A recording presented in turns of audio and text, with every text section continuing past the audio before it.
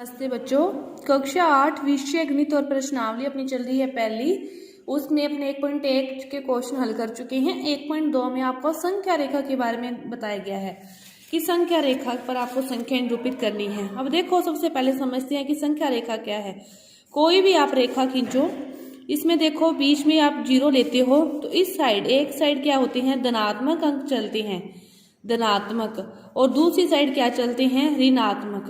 दूसरी साइड ऋणात्मक अंक चलते हैं। धनात्मक में 1 2 3 4 5 आगे 6। इसी प्रकार माइनस में चलोगे तो -1 -2 -3 -4 -5। संख्या रेखा के बारे में आपको इतना पता होना चाहिए कि एक साइड धनात्मक अंक चलते हैं और दूसरी साइड ऋणात्मक अंक चलते हैं। अब देखो, सीधी संख्या दे रखी हो तो आपको उसमें प्रदर्शित करने में आसानी होती है, लेकिन आपको क्या दे रखी है, भिन्न रूप में संख्याएं दे रखी है। भिन्न रूप में संख्याएं दे रखी है। अब देखो, आपको क्या दे रखा है, 7/4। पहले आपको क्या होना चाहिए, पता होना चाहिए कि इसे 7/4 है। देखो 4/4 को काटोगे तो कितना आएगा, 1 आएगा ना। उसके बाद 7 के बाद क्या आता है, 8। 8/4 करोगे तो क्या आएगा, 2 आएगा।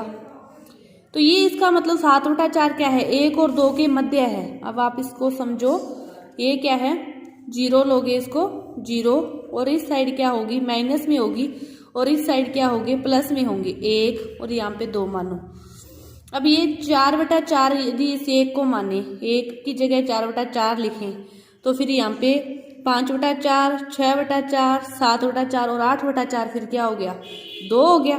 तो फिर 7/4 क्या हो गया, 1 और 2 के बीच के भागों को अपने 4 समान भागों में विभाजित करें तो ये क्या हो गया, 7/4 हो गया। दूसरा क्वेश्चन समझो, क्या दे रखा है, -5/6 दे रखा है। अब -5/6 में आप थोड़ा सा आगे जाओ, क्या आ जाए, 5 की जगह 6 आएगा, तो 6/6 क्या हो गया, 1 हो गया। तो देखो, अब आप संख्या रेखा स्केल से सीधी संख्या रेखा खींचोगे, जैसे 0 इस साइड 1 2, अपने को तो माइनस वाले से मतलब है, ये है -1। अब देखो कि 6/6 5/6, इससे पहले 4/6 3/6 2/6 1/6, तो 0/6 तो ये हो गया। अब देखो 1/6 2/6 3/6 4/6 5/6 और 6/6 तो यही हो गया। 6/6 की जगह तो -1 ही हो गया, और उससे एक पहले वाला ये क्या हो गया, 5/6। ये क्या हो गया, 5/6। इसी तरह दूसरे क्वेश्चन में है, क्या है कि संख्या रेखा पर इनको निरूपित करो। -2/11 है, -5/11 है और -9/11 है। आप अब इन सभी के बारे में समझ गए हो। नीचे वाला जो भाग है ना, कि उसको उतने भागों में विभाजित करोगे, 1 से जो संख्या है, अब देखो 11 भागों में विभाजित करोगे, माइनस में है, ठीक है, मैं एक पर आपको बता रही हूँ, आप इनको अलग अलग करोगे।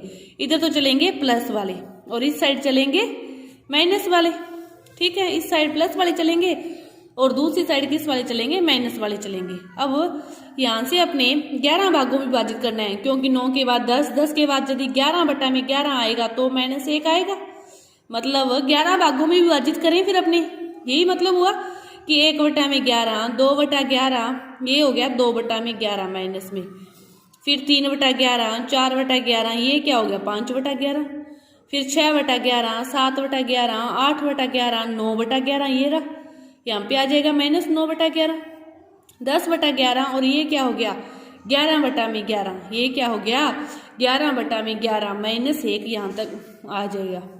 आपसे जितने पूछे हैं अलग अलग संख्या रेखा बनाओगे, दूसरे के लिए अलग, तीसरे के लिए अलग, और सभी में फिर ये लिखोगे, सेम स्पेस करोगे, 1 से 1 0 से -1 तक के बीच के कितने भागों में बांटना है आपको, 11 भागों में बांटना है। एक पर लिख देना 2/11, फिर दूसरे में कहाँ आएगा 5/11, तीसरे में यहाँ आएगा, वहां पे लिख दोगे 9/11। इस प्रकार ये है आपके क्वेश्चन दूसरा। इसके बाद देखो जो अगला क्वेश्चन है वो क्या कहता है, तीसरा क्वेश्चन आपसे पूछ रहा है कि ऐसी 5 परिमेय संख्याएं लिखिए जो 2 से छोटी हो। अब देखो 2 से छोटी आपसे परिमेय संख्याएं पूछ रहा है वो, कि आपको पता ही है तीसरा जो क्वेश्चन है वो क्या पूछ रहा है कि 2 से छोटी आप क्या लिखो, परिमेय संख्या लिखो, लेकिन लिखनी है 2 से छोटी हो।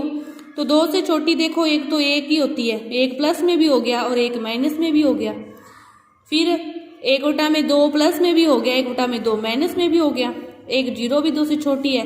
तो ये सारी क्या होगी, 2 से छोटी परिमेय संख्या है। और कितनी पूछी थी, 5 पूछी थी और 5 आपने निकाल ली। और इसके बाद के जो सारे क्वेश्चन है वो देखो इस तरह है। चौथा क्वेश्चन देखो, बाद के जो सारे क्वेश्चन हैं वो क्या हैं। जैसे चौथा क्वेश्चन दे रखा है कि -2 बटा में 5 व 1 बटा में 2, -2 बटा में 5 और 1 बटा 2 के मध्य की 10 परिमेय संख्याएं लिखो। किसी में 5 पूछेंगे, किसी में कुछ पूछेंगे। तो इस तरह के जब क्वेश्चन आते हैं तो आपको क्या करना होता है, पहले तो क्या करो, -2 बटा में 5 प्लस 1 बटा में 2 इसको हल करो लैसे लेकर। इसका लैसे कितना आ गया 10, 5 दूनी 10 और यहाँ पे कितना आ गया -4, 2 5 है 10, 5 कितना आ गया 1 बटा में 10, एक परिमेय संख्या आ गई 1 बटा में 10। अब पुनः क्या करना है, -2 बटा 5 का क्या करना है 1 बटा 10 के साथ हल करोगे और 1 बटा में 2 को 1 बटा में 10 के साथ हल करोगे। मतलब इसको इसके साथ भी और इसको इसके साथ भी, तो 2 परिमेय संख्या यहाँ से आ जाएगी। फिर उन दोनों को वापिस इसके साथ या उनके साथ करोगे तो वहां से भी आ जाएगी। मतलब आगे से आगे इसी प्रकार आप लैस से लेकर हल करते जाओगे तो आपके पास आते जाएंगे। देखो इसको हल करो, 10 5 2 10 और -4 प्लस 1 तो क्या आ गया -3 बटा में 10। इसी तरह इनको हल करोगे तो क्या आ गया 10, 5 प्लस 1 6 बटा में 10। फिर वापिस 3 बटा में 10 को 1 बटा 10 के साथ हल कर लो कि -3 बटा में 10 प्लस 1 बटा में 10 क्या आ गया -3 प्लस 1 बटा में 10 यानी कि -2 बटा में 10। इसी तरह आप मतलब जितनी भी आपसे परिमेय संख्या पूछी है दोनों का लैस से लेकर हल करते जाना है। फिर आगे उनके साथ लैस है, फिर आगे उनके साथ लैस है। ये जो सारी जो आपकी प्रश्नावली के आगे सारे क्वेश्चन है ना वो इसी पर है, इसी नियमों पर है कि आपसे 2 संख्याएं देकर उनके बीच की परिमेय संख्याएं पूछी है तो आप उन दोनों का लैस लेकर हल करोगे एक परिमेय संख्या, फिर उसको दोनों के साथ अलग अलग हल करोगे तो 2 परिमेय संख्या और आ गई। फिर उन दोनों के साथ कर लो, इसके साथ कर लो, आगे कितनी भी आ जाएगी। आपसे 10 पूछी, 5 पूछी, कितनी भी पूछी तो आप क्या करोगे, इस नियम से इनको हल करोगे।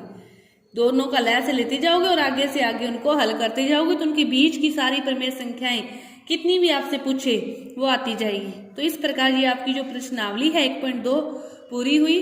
धन्यवाद।